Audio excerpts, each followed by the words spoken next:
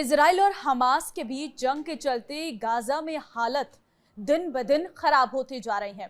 विश्व खाद्य कार्यक्रम WFP ने चेताया है कि गाजा में अकाल जैसे हालात हैं और करीब 70,000 बच्चे गंभीर कुपोषण के शिकार हैं, जिन्हें तत्काल इलाज के लिए अस्पताल में भर्ती करवाया गया है। लेकिन कुछ ऐसे भी हैं जिन्हें अस्पताल में इमरजेंसी में रखा गया है, लेकिन कुछ ऐसे भी हैं जिन्हें तत्काल इलाज की जरूरत है।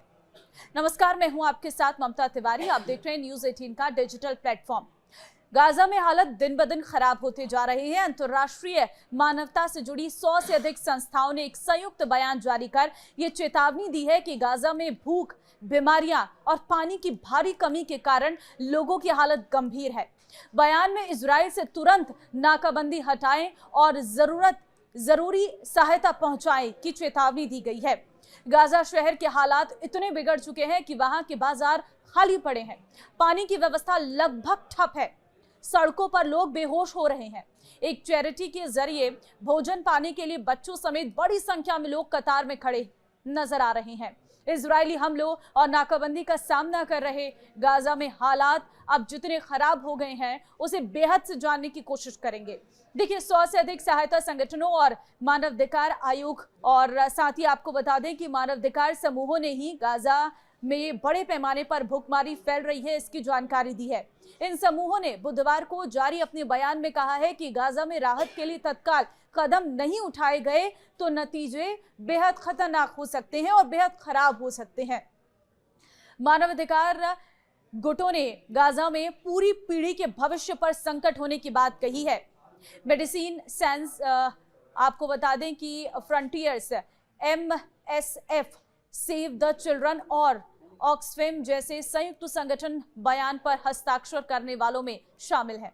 बयान में कहा गया है कि सिर्फ फिलिस्तीनी ही नहीं, गाजा में उनके सहयोगी और कर्मचारी भी खाने की कमी का सामना कर रहे।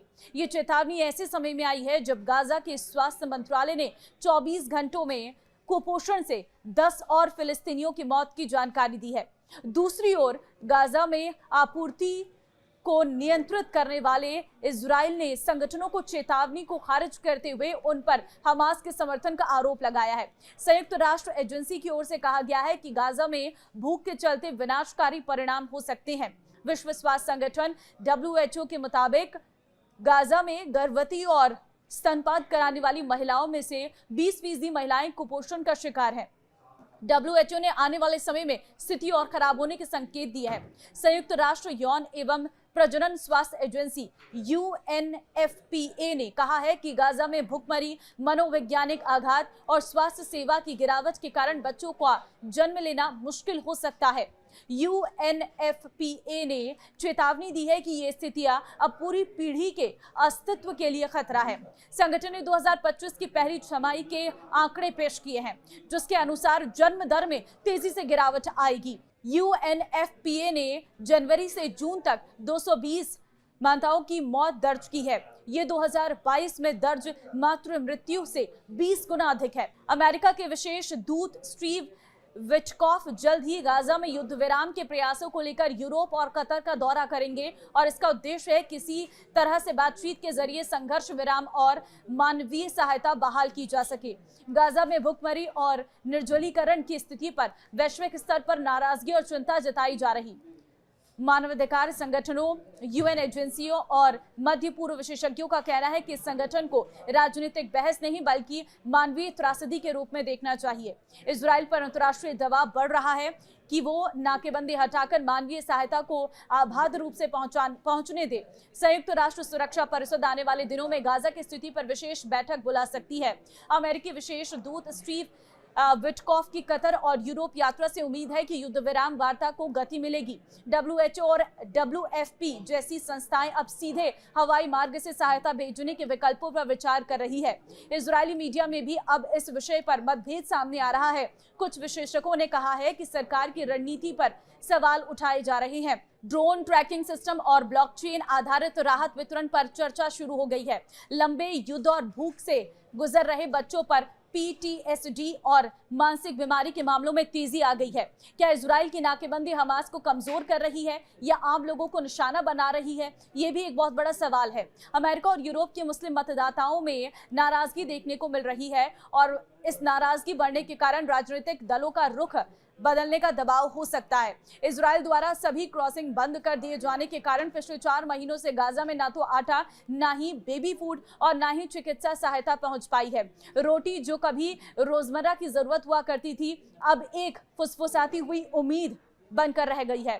काला बाजारों में ऐसी कीमतों पर बिक रही है जो किसी भी परिवार के लिए वहन करने लायक नहीं है। गाजा के अस्पतालों ने बताया है कि थकावट और कुपोषण के कारण सड़कों पर बेहोश होने वाले लोगों की संख्या अभूतपूर्व है।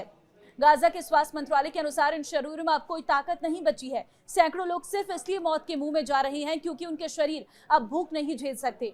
गाजा के सरकारी मीडिया कार्यालय ने बताया कि अक्टूबर में अब तक कम से कम 69 बच्चे कुपोषण से मर चुके हैं। अकाल से संबंधित मौतों का आंकड़ा 620 तक पहुंच गया है। 5 वर्ष से कम आयु के 6,50,000 बच्चे गंभीर खतरे में हैं और साथ ही हजारों गर्भवती महिलाएं भी हैं जिन्हें भोजन और प्रसव पूर्व देखभाल की कमी है। 35 वर्षीय अहमद अबू नादा ने कहा है कि अब हमें भोजन की तलाश में नहीं है, हम जीवित रहने की तलाश में हैं। हम रोटी का सपना देखते हैं, वो भी अब वास्तविक नहीं है। साथ ही उन्होंने आगे ये भी कहा है कि गाजा के 24 लाख लोग जीवित नहीं हैं, हम सहन कर रहे हैं। तो ये स्थिति इस वक्त गाजा में है जहां पर भूखमरी से लोगों की जान जा रही है। न पानी है, न रोटी है और खाने के लिए कुछ भी इंतजाम नहीं है और यहाँ तक कि स्वास्थ्य व्यवस्था भी पूरी तरह से बिगड़ गई है क्योंकि कोई सामान ही नहीं पहुंच पा रहा है। सड़कों पर लोग बेहोश हो रहे हैं, कुपोषित बच्चे नजर आ रहे हैं और पीढ़ियां दर पीढ़ियां ये स्थितियां और बिगड़ने जा रही है। क्योंकि आप सोचिए कि आज कुपोषण जब एक तरीके से फैल गया है, गाजा की स्थिति बेहद गंभीर नजर आ रही है और इसके पीछे का आप क्या बड़ा कारण मानते हैं, मुझे कमेंट में जरूर बताएं।